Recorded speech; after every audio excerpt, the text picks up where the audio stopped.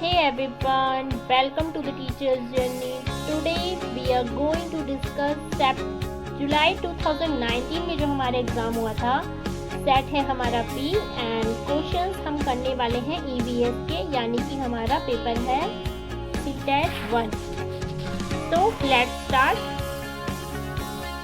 Our first question is from number 61 which is petroleum से प्राप्त नहीं होता. क्या पेट्रोलियम से प्राप्त नहीं होगा? डीजल, मोम, ग्रीस या फिर कोयला. सो इसका करेक्ट आंसर है ऑप्शन नंबर 4, कोयला. नेक्स्ट क्वेश्चन, निम्नलिखित में से त्योहारों के उस समूह को चुनिए जिन्हें पूर्णिमा यानी कि फुल मून डे को सेलिब्रेट किया जाता है. दिवाली, गुरु नानक जन्म दिवस, रक्षाबंधन. तो हमें पता है कि दिवाली अमावस्या को मनाते हैं, तो दिवाली जहाँ पर ऑप्शन आ रहा है वो वैसे ही हमारा रॉन्ग हो जाने वाला है. अब 1 और 4 तो हमारा रॉन्ग हो गया. अब हमें देखना है 2 और 3. सो होली, महाशिवरात्रि, बुद्ध जयंती और होली, रक्षाबंधन और गुरु नानक जन्म दिवस. तो ऑप्शन नंबर 3 हमारा करेक्ट आंसर होने वाला है यहाँ पर, होली, रक्षाबंधन और गुरु नानक जन्म दिवस. नेक्स्ट क्वेश्चन, निम्नलिखित राज्यों के समूह में से किस समूह के समुद्र तट अरब सागर पर है? यानी कि अरब सागर पर कौन कौन से स्टेट्स हैं उनको हमें बताना है. कर्नाटक, केरल, गुजरात, आंध्र प्रदेश, तेलंगाना, उड़ीसा या फिर केरल, कर्नाटक, पश्चिम बंगाल, तमिलनाडु, आंध्र प्रदेश और कर्नाटक. सो इसका करेक्ट आंसर है ऑप्शन नंबर 1, कर्नाटक, केरल और गुजरात. ये क्वेश्चन हमारा आया है मैप से. सो मैप को भी हमें कंप्लीट पढ़ना पड़ेगा, जिसमें हमें उसके स्टेट्स पढ़ने पड़ेंगे, उनकी लोकेशंस पढ़नी पड़ेगी. डायरेक्शन से भी यहाँ पर क्वेश्चन पूछे जाएंगे. नेक्स्ट हमारा क्वेश्चन जो है वो भी मानचित्र से है, देख लेते हैं. हमारे देश के मानचित्र में झारखंड कहाँ पर है? अब हमें झारखंड की लोकेशन यहाँ पर बतानी है. तो झारखंड है हमारा उड़ीसा के उत्तर. यहाँ पर आ जाता है हमारा डायरेक्शन का क्वेश्चन. डायरेक्शन के क्वेश्चंस को आप इस तरह से करेंगे, पूर्व, पश्चिम एंड देन उत्तर, दक्षिण. काफ़ी इजी क्वेश्चंस ये होते हैं. प्रैक्टिस सेट में हम इसके बारे में बात करने वाले हैं, जिसमें हम ओनली डायरेक्शन के क्वेश्चंस करेंगे. सो इसमें देख लेते हैं, आप लोग इसको पढ़ लीजिएगा. और जो इसकी फिगर बनने वाली है वो कुछ इस तरह से बनने वाला है. एक्स पॉइंट से इस तरह से ये स्टेयर्स टाइप का बनेगा. तो ये जो इसका आंसर आने वाला है फाइनल, वो आ रहा है हमारा दक्षिण पूर्व दिशा. तो दक्षिण पूर्व दिशा इसका आंसर हो जाएगा ऑप्शन नंबर 4. नेक्स्ट क्वेश्चन है हमारा न्यूमेरिकल, जिसमें एवरेज स्पीड बतानी है. एक लड़का है जो मडगांव से 30 जून 2019 को रेलगाड़ी में चला, 9:45 से चला और अगले दिन 7:15 पे पहुंचा. ठीक है, तो अंतराल को दूरी जो है टोटल वो 1140 बताई है. तो औसत चाल निकालनी है. इसके लिए हमें पहले टाइम निकालना पड़ेगा. तो टाइम कैसे निकालेंगे हम देख लेते हैं. सबसे पहले वो 9:45 से चला. ठीक है, 9:45 से चला और अगले दिन 7:15 पे पहुंचा. इसको जरा हम नीचे देख लेते हैं रफ वर्क में. इस तरह से ये आपको समझ में आएगा. हाँ, 9:45 से वो चला और अगले दिन 7:15 पे पहुंचा. तो इसका हमें टाइम ड्यूरेशन देखना है. तो टाइम ड्यूरेशन क्या हो जाएगा, 24 में से हम सबसे पहले 9:45 को माइनस करने वाले हैं, देन हम ऐड करने वाले हैं इसमें, क्योंकि अगले दिन का 7:15 का समय. और इसको सॉल्व करने के बाद हमारा आ रहा है 21.30 आवर, यानी कि 21.5 घंटे. अब इसको हम कैसे लिख सकते हैं? इसको हम ऐसे लिख सकते हैं, इसको हम इस तरह से लिख सकते हैं 21 1/2 आवर या फिर घंटे. तो इसको सॉल्व करके आएगा हमारा 43/2 आवर हमारा आ गया है. अब उसके बाद जो हमारी एवरेज स्पीड की जो होती है फॉर्मूला, स्पीड का फॉर्मूला जो होता है डिस्टेंस अपॉन टाइम. तो डिस्टेंस हमने कितनी दी है, हमें क्वेश्चन में दी है 1140 हमें डिस्टेंस दी है. अपॉन में हम करने वाले हैं समय हमने कितना निकाला 43/2. तो इसको हम सॉल्व कर लेंगे. इसको सॉल्व कैसे करेंगे? इसको सॉल्व करेंगे हम 1140 इंटू 2/43 एंड इसको सॉल्व करने के बाद कट करके हमारा आएगा 53.02, यानी कि हम अप्रॉक्स इसको 53 ले लेंगे, 53 किलोमीटर पर आवर. तो ऑप्शंस में देख लेते हैं. ये है हमारा option number 2, 53 kilometre per hour. ये ऑप्शन नंबर 2 हमारा करेक्ट हो जाएगा। नेक्स्ट क्वेश्चन, हमारे देश का एक जंगल में उस जंगल के लोगों को खेती करने के लिए जमीन ग्राम सभा द्वारा एक विशेष मात्रक इकाई में, जिसे टिन कहते हैं, आवंटित की जाती है। टिन क्या है? तो टिन क्या है? टिन जो है वो मिजोरम में प्रचलित एक भूमि मापन की स्थानीय मानक इकाई है, जो कि एकड़ के समकक्ष होती है। यानी कि टिन किसके समकक्ष होती है? एकड़ के। और ऐसी भूमि पर किसान एक टिन बीज बोता है। यह भूमि मिजोरम राज्य के जंगल में रहने वाले लोगों को खेती के लिए ग्राम सभा द्वारा आवंटित की जाती है। तो अब इसको पता चल गया आपको, यह इसका आंसर जो होने वाला है वो होगा ऑप्शन नंबर 3। 68 क्वेश्चन की तरफ बढ़ते हैं। दिए गए शहरों में से किस एक में रेत के पहाड़, जिन्हें रेत के टीले कहा जाता है, पाए जाते हैं? तो रेत के टीले कहाँ पर पाए जाते हैं? Abu Dhabi, option number 2, Abu Dhabi में रेत के टीले पाए जाते हैं। आबू धाबी संयुक्त अरब अमीरात की राजधानी है और दूसरा सर्वाधिक जनसंख्या वाला शहर भी है। और रेत के टीले आबू धाबी के शहर में पाए जाते हैं, जो कि तेज हवाओं के बहाव के कारण बनते हैं। तेज हवा का बहाव होगा तो रेत एक इकट्ठे होकर के टीले के रूप में बन जाता है। नेक्स्ट क्वेश्चन, हम सभी पुराने कुओं को देखते हैं जो अब सूख गए हैं। हमारे बड़े यह कहते गए हैं कि अब से लगभग 25 से 30 साल पहले इन कुओं में काफ़ी पानी था, परंतु अब ये पूरी तरह से सूख गए हैं। तो सूखने के संभावित कारण क्या क्या हो सकते हैं? सूखने के संभावित कारण हमें यहाँ पर बताने हैं। तो झीलों में वर्षा का पानी इकट्ठा होता था, वहाँ नहीं है, या फिर पेड़ों, कुओं और आसपास के क्षेत्रों की जमीन अब कोलतार सीमेंट से ढक गई है। कुओं का कोई उपयोग नहीं करता क्योंकि हर घर में टोटियाँ लगी हैं, या फिर भूमिगत पानी को खींचने के लिए कई मोटर चालित पंप लग गई हैं। सो इसमें से आप करेक्ट ऑप्शन जब चुनेंगे तो इसमें से जो सबसे सही लग रहा होगा वो आप बताएंगे, जो कि है ऑप्शन नंबर ए, बी और डी। सी का यहाँ पर कोई औचित्य नहीं है। सी का कोई औचित्य नहीं है, तो A, B and D. Question number 70 हमारा क्या कह रहा है कि पर्यावरण अध्ययन में संकल्पों और मुद्दों को विज्ञान, सामाजिक विज्ञान के रूप में नहीं रखा गया। क्यों नहीं रखा गया होगा? आप लोग पढ़िए और बताइए। तो इसका करेक्ट आंसर है ऑप्शन नंबर 2, क्योंकि ये हमारा क्वेश्चन जो है बहुत बार पूछा जाता है, इंपॉर्टेंट क्वेश्चन है ये। बच्चे क्या करते हैं? समग्र के रूप में देखते हैं इसे, ठीक है, होलिस्टिक मैनर के रूप में देखते हैं, इसलिए अलग अलग सब्जेक्ट्स नहीं रखे गए, सामाजिक विज्ञान और विज्ञान। क्यों नहीं रखे गए? क्योंकि बच्चा अपने आसपास में जो भी चीज़ें देखता है उसे एक रूप से देखता है। वो जैसे उसने आसपास अपने एनिमल्स देखे, होम देखे, या फिर ट्रीज़ वगैरह देखे, तो उसको इस हिसाब से अब पर्यावरण अध्ययन में रखा गया है। नेक्स्ट क्वेश्चन, निम्नलिखित में से कक्षा 1 और 2 के लिए पर्यावरण अध्ययन विषय के संदर्भ में सच है। सो इसका करेक्ट आंसर है ऑप्शन नंबर 2। पर्यावरण अध्ययन से संबंधित मुद्दों और संबंधों का संपादन भाषा और गणित के माध्यम से होता है। क्वेश्चन नंबर 72, पर्यावरण अध्ययन के पाठ्यक्रम में उपविषयों के स्थान पर थीम को क्यों प्रस्तावित किया गया? क्योंकि पर्यावरण अध्ययन में पाठों को कम करने के लिए, या फिर बच्चों के परिवेशीय बोध में वृद्धि करने के लिए, या फिर बच्चों के स्थानीय परिवेश के मुद्दों से जुड़े हुए अंतः संबंधित समझ के विकास के लिए, या फिर उपविषयों की तुलना में थीम आधारित पर्यावरण अध्ययन का संपादन आसान है। तो इसका जो 72 है उसका करेक्ट आंसर है ऑप्शन नंबर 3, अंतः विषय संबंधित समझ के विकास के लिए। नेक्स्ट क्वेश्चन, कौन वर्तमान में पर्यावरण अध्ययन के 6 मुख्य थीमों में से एक नहीं है? एनसीएफ 2005 के अकॉर्डिंग ईवीएस की जो है 6 थीम्स बनाई गई थी। वो 6 थीम क्या थी? भोजन था, आवास था, हम चीज़ें कैसे बनाते हैं था, परिवार एवं मित्र, पानी, आवास, ये सब चीज़ें जो है थीम में थी। लेकिन ये काम और खेल ये थीम में नहीं है। सो करेक्ट आंसर हो जाएगा 4th। नेक्स्ट, निम्नलिखित में से कौन सा एक पर्यावरण अध्ययन के संबंध में सच नहीं है?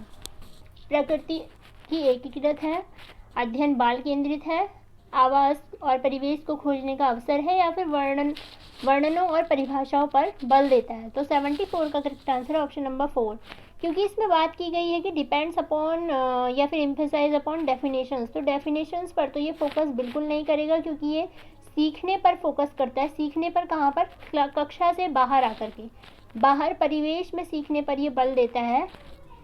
नेक्स्ट क्वेश्चन, क्या एक पर्यावरण अध्ययन में ज्ञान की रचना में बहुत ही महत्वपूर्ण है? ज्ञान की रचना में क्या महत्वपूर्ण है? अभी हम डिस्कस कर चुके हैं ऊपर। Option number 1 A, C and D। सक्रिय भागीदारी होनी चाहिए, कक्षा की चार बाहर दीवारी से हमें सीखना चाहिए, बच्चों को सिखाना चाहिए। एंड D है विद्यालय के ज्ञान से संबंधित करना चाहिए बच्चों को। नेक्स्ट क्वेश्चन, पर्यावरण अध्ययन में बच्चों को जोड़ने की सबसे प्रभावशाली युक्ति क्या है? प्रभावशाली युक्ति, किस्से कहानियाँ, ये है ऑप्शन नंबर 1। और वैसे बच्चे जो हैं जो ज़्यादा कनेक्ट कर पाते हैं वो बाल साहित्य, किस्से कहानियाँ, इन्हीं से कर पाते हैं। तो किसी भी विषय में अगर जोड़ने की प्रभावशाली युक्ति की बात की जाएगी तो बाल साहित्य, भाषा विषय में, और इसमें किस्से कहानियाँ, ये है करेक्ट आंसर हमारा। नेक्स्ट हो गया 77 विच इज़, पर्यावरण अध्ययन में बच्चों को पाठ्यपुस्तकों और शिक्षकों के अलावा अन्य स्रोतों की मदद लेने के लिए हतोत्साहित करना चाहिए, क्यों? पर्यावरण अध्ययन सीखने के लिए पाठ्यपुस्तक और शिक्षक ही स्रोत नहीं है। माता पिता की उपस्थिति का विकास करेगा, या फिर शिक्षकों को बच्चों की भूमिका को जानने का अवसर देगा, या फिर बच्चों के सौंदर्यगत और मनोक्रियात्मक कौशल का विकास करेगा। तो हमें प्रोत्साहित क्यों करना चाहिए? तो इसका करेक्ट आंसर है हमारा option number 2 A, B and C। D इसका नहीं है, मनोक्रियात्मक और सौंदर्यगत विकास नहीं करेगा। 78 क्वेश्चन, एक शिक्षक हमेशा क्रियाकलापों को करने के बाद प्रश्नों और चर्चाओं का संचालन करता है। यानी कि टीचर्स क्वेश्चंस जब कोई भी कॉन्सेप्ट वो करवाते हैं तो उसके बाद वो क्या करवाएंगे? चर्चा होती है, क्लास में डिस्कशन होता है। वो क्यों करवाते हैं डिस्कशन? क्योंकि प्रक्रिया कौशलों का आकलन करने के लिए, या फिर खोजने के अवसर देने के लिए, अभिव्यक्ति के अवसर के लिए, या फिर सीखने की गति के आधार पर विभेद करने के लिए।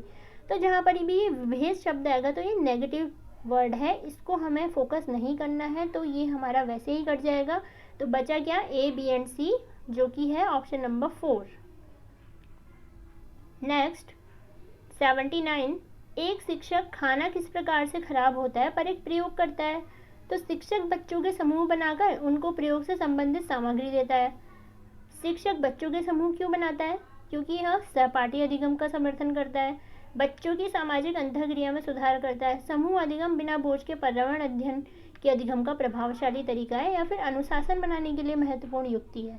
तो इसमें से सबसे ज़्यादा अच्छा आपको क्या लग रहा है? A और B हमारा जो है वो सही आंसर हो जाएगा कि अंतःक्रिया, सामाजिक अंतःक्रिया में सुधार करेगा, और सहपाठी अधिगम का भी इसमें फोकस रहेगा इसमें, जो कि एक बहुत अच्छा जो है टाइप है पढ़ाने का बच्चों को समूह में। नेक्स्ट, निम्नलिखित में से क्या पर्यावरण अध्ययन में आकलन के लिए संकेतक नहीं होना चाहिए? तो क्या संकेतक नहीं होना चाहिए? न्याय और समानता के प्रति सरोकार, सहभागिता, याद करना, या फिर प्रश्न पूछना। तो याद करना यानी कि रिमेम्बरिंग, ये कहीं पे भी फोकस नहीं होता है। रिमेम्बरिंग जो है हमारा, ये हो जाएगा हमारा इस क्वेश्चन का आंसर। नेक्स्ट, पर्यावरण अध्ययन में शिक्षक के द्वारा बच्चों को स्वयं अपने का आकलन करने के अवसर देने चाहिए। स्वयं आकलन है CC, assessment as learning, assessment of learning, या फिर असेसमेंट फॉर लर्निंग। तो इसका करेक्ट आंसर है असेसमेंट एज लर्निंग, यानी कि ऑप्शन नंबर 2, सीखने का समान आकलन। नेक्स्ट, रेटिंग स्केल में कौन सी तकनीकी का प्रयोग होता है? ये रेटिंग स्केल ये भी काफ़ी ज़्यादा इंपॉर्टेंट है। अगर आपको इस टॉपिक को पढ़ना है तो नीचे कमेंट सेक्शन में बताइए, इसकी PDF के थ्रू मैं आपको समझा दूंगी कि रेटिंग स्केल में हम किस टेक्निक का यूज़ करते हैं और क्या होता है रेटिंग स्केल। हम मतलब डेली बेसिस पे भी इसे यूज़ कर सकते हैं, काफ़ी इंटरेस्टिंग भी है। सो इसमें क्या होता है? रिटन क्वेश्चंस होते हैं, ऑब्जर्वेशन होते हैं, चेकलिस्ट होती है, या फिर असाइनमेंट्स होते हैं। तो जो रेटिंग स्केल होती है उसमें अवलोकन तकनीक का प्रयोग किया जाता है, और मूल्यांकन के क्षेत्र में आने वाले प्रमुख उपकरणों में सर्वाधिक प्रचलित है ये। इसमें क्या किया जाता है? प्रश्नों की सूची बनाई जाती है, और उसके बाद वो उपस्थित है या अनुपस्थित है इसका अवलोकन किया जाता है। मतलब कोई चीज़ प्रेजेंट है तो हम टिक करेंगे, और नहीं है प्रेजेंट तो नो। देन इसके बाद हम बहुत सारे इसमें क्वेश्चंस भी बनाते हैं, और उसके बेसिस पे इसे करते हैं। तो अवलोकन हमारा यहाँ पर आंसर हो जाएगा। 83 कौन पर्यावरण अध्ययन का उद्देश्य नहीं है? कौन सा पर्यावरण अध्ययन का उद्देश्य नहीं है? सृजनात्मकता का पोषण करना, जिज्ञासा बढ़ाना, या फिर पारिवारिक मुद्दों के परिवेशीय मुद्दों को जागरूक करना, या फिर बच्चों को स्वयं अपने हाथ से कार्य करने और खोजने के क्रियाकलापों से जोड़ना, या फिर पाठ्यपुस्तक की परिभाषाएं प्रदान करने के लिए प्रोत्साहित करना। तो अभी मैंने आपको बताया कि डेफिनेशंस की जहाँ पर बात आ जाएगी ईवीएस में या किसी भी सब्जेक्ट में कि खाली डेफिनेशंस हमें याद करानी है, तो वो इसका मेन ऑब्जेक्टिव नहीं होता है। बच्चे को जिज्ञासु प्रवृत्ति और ये सब ऑप्शन जो है वो एकदम करेक्ट है। जहाँ पर बात आ जाएगी रटने की, याद कराने की, परिभाषाएं या फिर सिर्फ चार दीवारी के अंदर पढ़ाने की, तो वो वैसे ही रॉन्ग हो जाने वाला है। नेक्स्ट, पर्यावरण अध्ययन में चित्र पढ़ना एक महत्वपूर्ण क्रियाकलाप है। निम्नलिखित में से कौन से संकेतक बच्चों का आकलन चित्र पढ़ने के द्वारा कराते हैं या चित्र पढ़ने के द्वारा असेसमेंट हो सकता है? अवलोकन और अभिलेखन का, अभिव्यक्ति यानी कि एक्सप्रेशन, विश्लेषण यानी कि एनालिसिस, या फिर प्रयोग करना, एक्सपेरिमेंटेशन। तो 84 का जो करेक्ट आंसर है वो है option number 2, A, B and C. प्रयोग करना नहीं पता चलेगा, इससे बाकी ये सब चीज़ें पता चल जाएंगी। नेक्स्ट 85 क्वेश्चन, किसी पर्वतीय क्षेत्र में प्रेक्षण करने पर यह पाया गया कि लोग अपने घरों मिट्टी, पत्थर, लकड़ी और चूने से बनाते हैं और 2 मंजिलें हैं घर। नीचे की मंजिल पर जानवरों को रखते हैं, जरूरत का सामान भी रखते हैं और स्वयं वो पहली मंजिल पर रहते हैं और छतें समतल हैं। इन घरों की छतों को पेड़ के मोटे तनों से काटकर बनाया गया। तो यह जो हमें बताया गया है, किसके बारे में बताया गया है? कौन से राज्य में इस तरह से प्रयोग करके बनाते हैं घरों को? तो इसका करेक्ट आंसर है ऑप्शन नंबर 4, जम्मू और कश्मीर। ये डायरेक्ट एनसीईआरटी ईवीएस से पूछा गया है। झूम खेती में अपनाई जाने वाली पद्धति के विषय में नीचे दिए गए कथनों पर विचार कीजिए।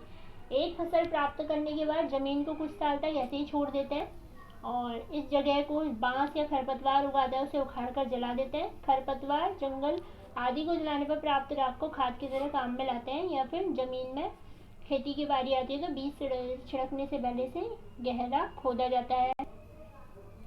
तो जो झूम खेती होती है वो एक प्रकार की ऐसी कृषि है जिसमें पहले वृक्ष और वनस्पतियों को काटकर उन्हें जला दिया जाता है। फिर कुछ सालों तक, 2-3 सालों तक, जब तक मिट्टी में उर्वरता विद्यमान रहती है तब तक इस भूमि पर खेती की जाती है। इसके पश्चात भूमि को ऐसे ही छोड़ दिया जाता है कुछ वर्षों तक, जिस पर पुनः पेड़ पौधे उगाते हैं। तो अब हमें पता चल गया इसका करेक्ट ऑप्शन होने वाला है